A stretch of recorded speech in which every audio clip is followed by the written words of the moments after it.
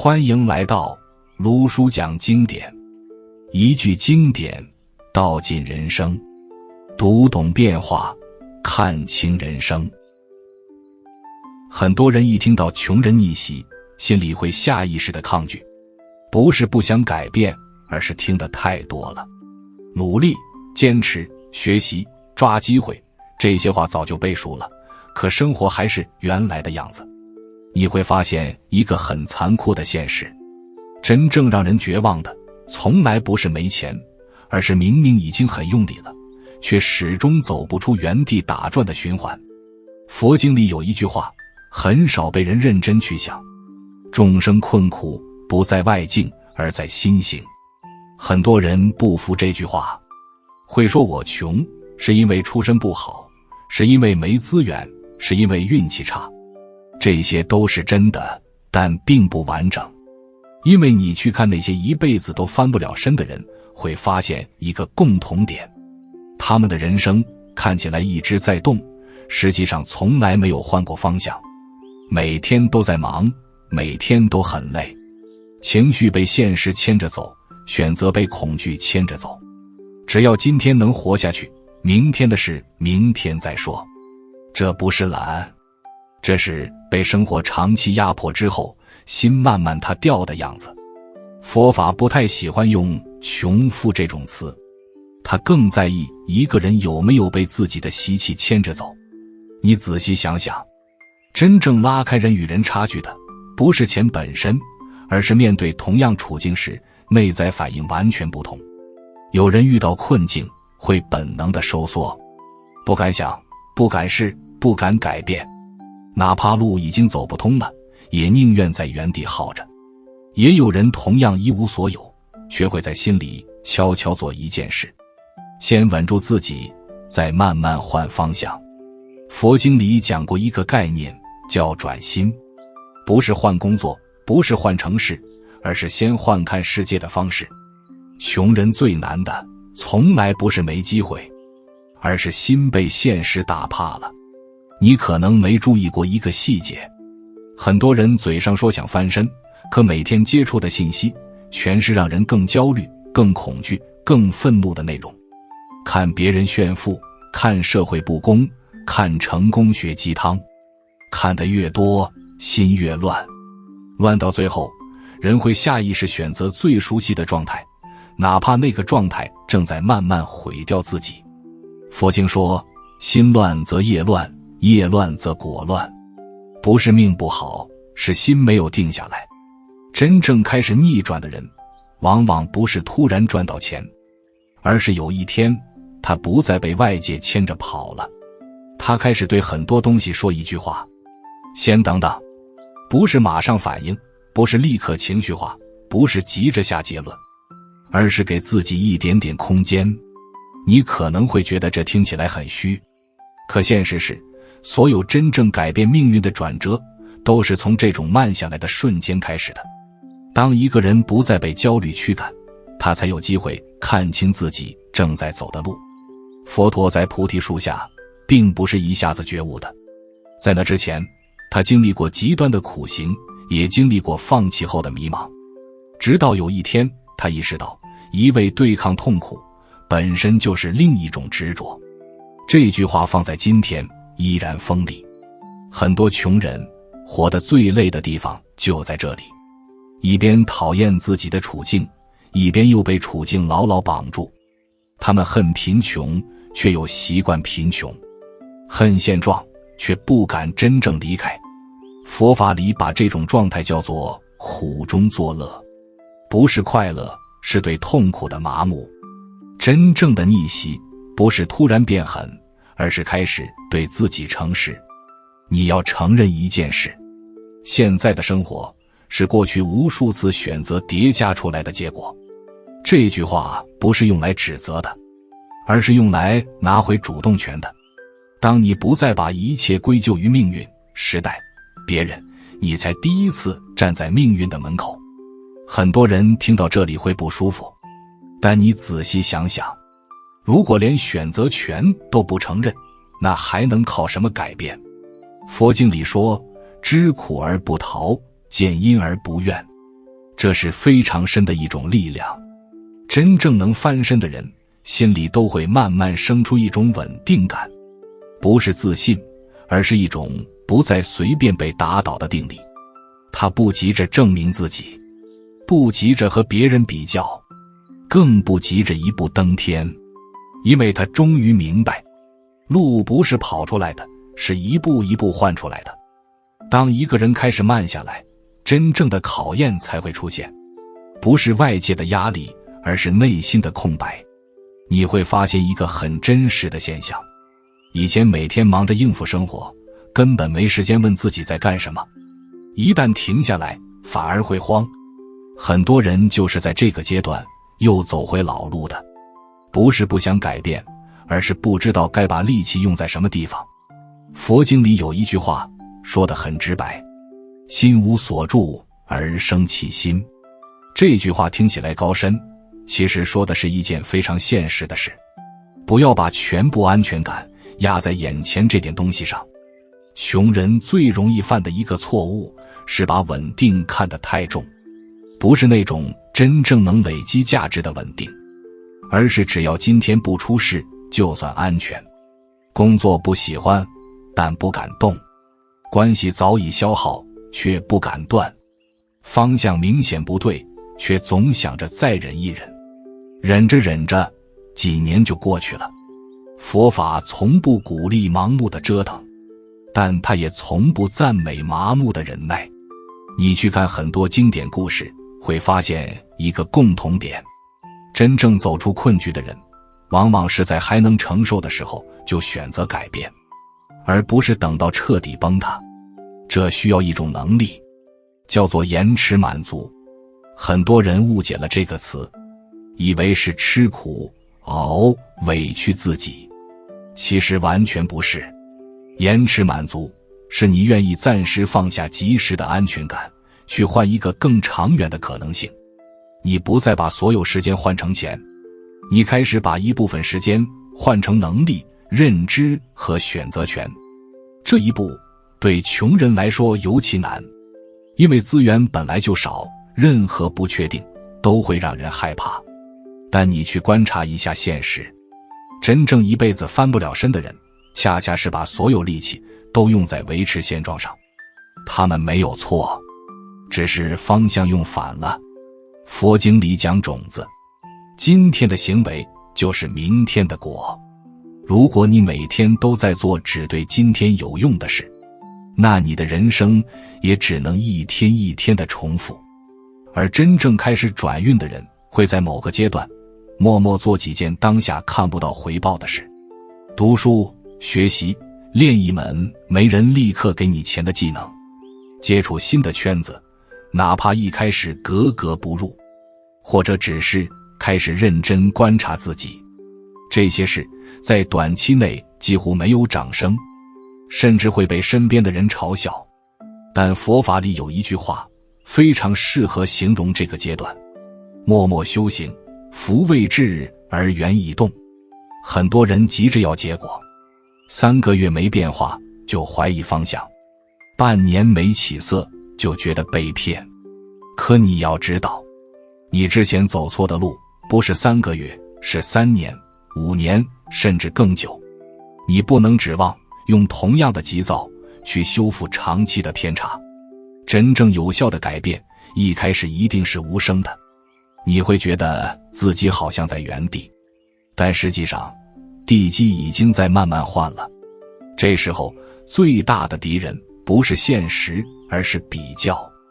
看别人升职，看别人赚钱，看别人好像一夜翻身，一比较心就乱。佛经说，妄念起时，智光即灭。不是你不行，是你被别人的人生牵走了注意力。你要记住一件事，每个人的业力不同，节奏也不同。有些人靠风口，有些人靠积累。你只要走在对你来说能走通的那条路上，就已经赢了一半。穷人逆袭的过程往往没有戏剧性，更多时候是一种很安静的变化。你开始少抱怨，不是因为想通了，而是发现抱怨没有产出。你开始谨慎选择信息，不再让所有声音随便进入你的心。你开始对快钱捷径保持警惕，因为你已经吃过鸡的亏。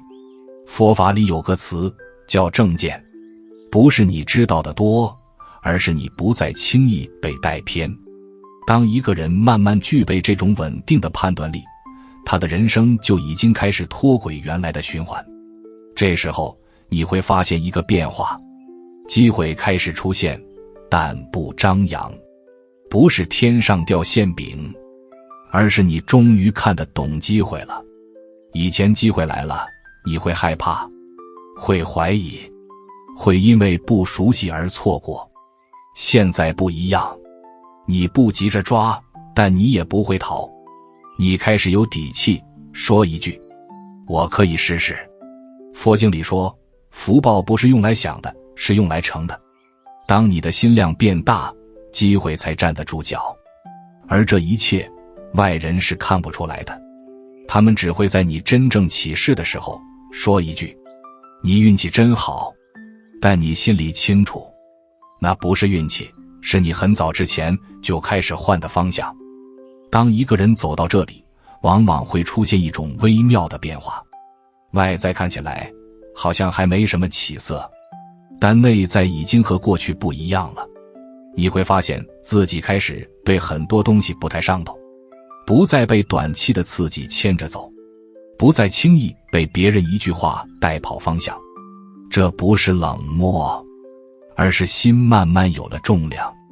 佛经里讲心量，心小的人装一点事就满了，心大的人风浪来了也只是晃一晃。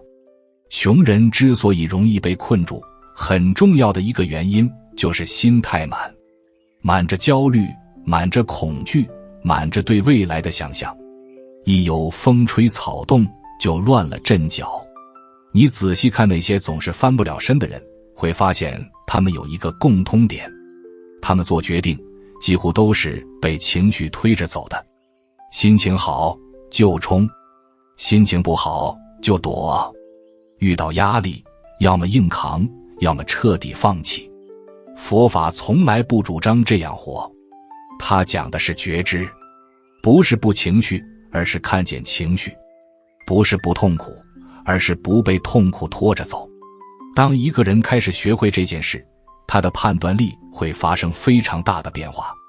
以前你选择一条路是因为害怕失去，现在你选择一条路是因为知道自己在做什么。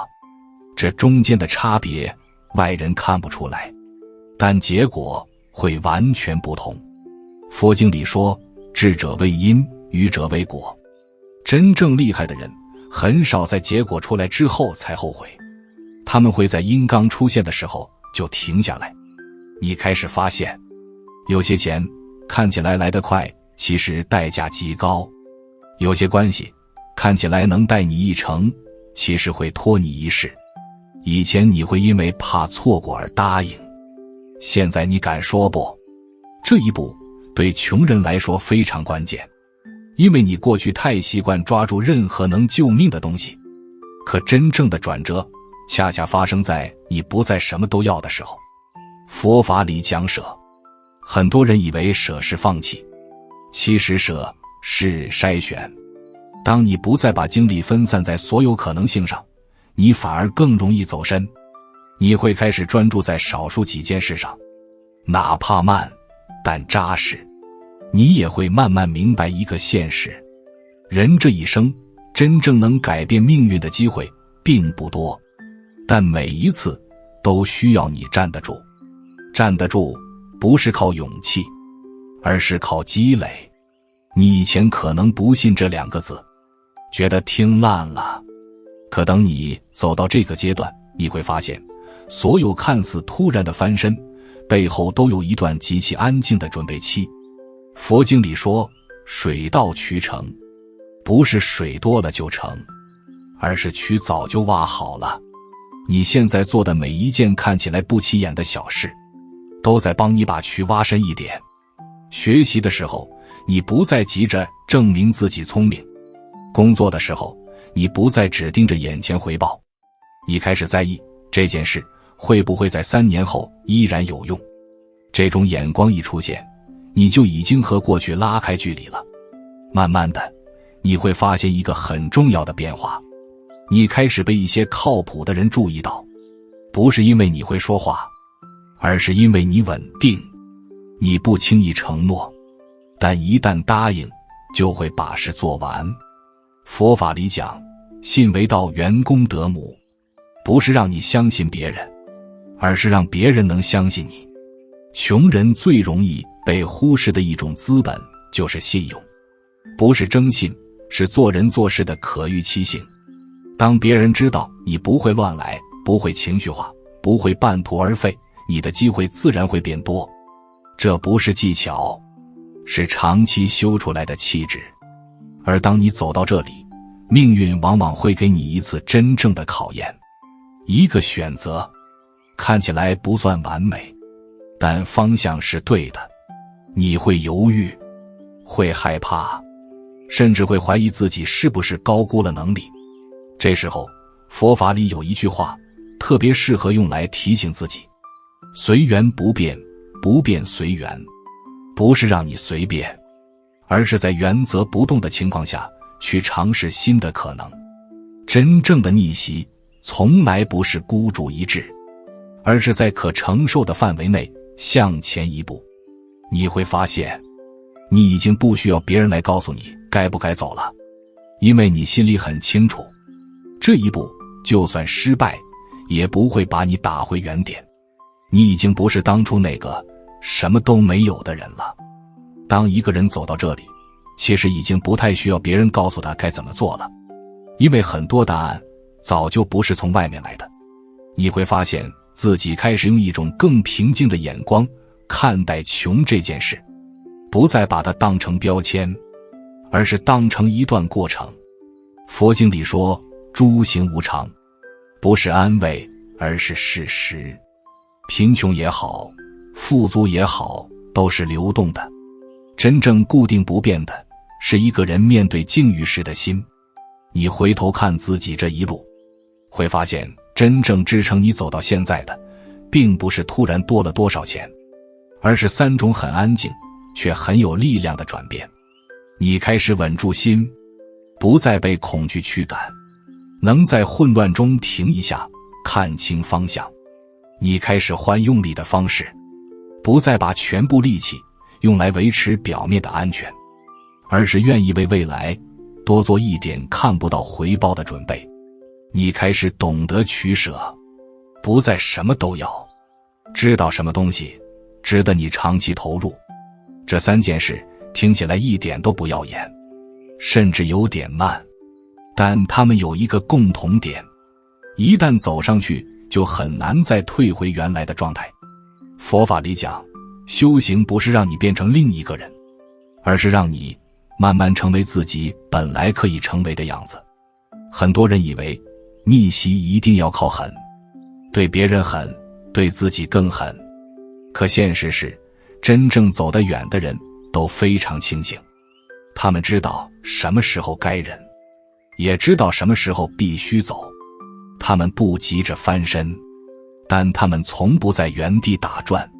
你会发现，走到这个阶段的人身上有一种很明显的特质：不炫耀，不抱怨，不急着证明自己，因为他们的注意力已经不在别人怎么看上了，而是在我正在往哪里去。佛经里有一句话，很多人只当成祝福，其实它是一种因果描述。但行好事，莫问前程，不是让你盲目付出，而是提醒你，只要方向对，路迟早会自己展开。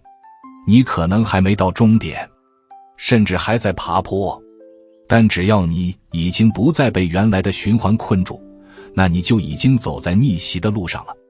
这个过程没有掌声，也很少有人懂，但你自己会知道，你已经不再害怕未来。佛陀成道之后，没有马上改变世界，他只是静静地坐在那里，因为他知道，真正的觉醒从来不需要张扬。如果你现在还在低谷，请你记住一件事：不是你不行，而是你还在路上。慢一点没关系，走偏了停下来换方向，只要心不乱，路就不会断。卢叔送你一句话作为结尾：穷不是命运的终点，被恐惧牵着走才是。当你稳住心，换用力，懂取舍，命运自然会为你让路。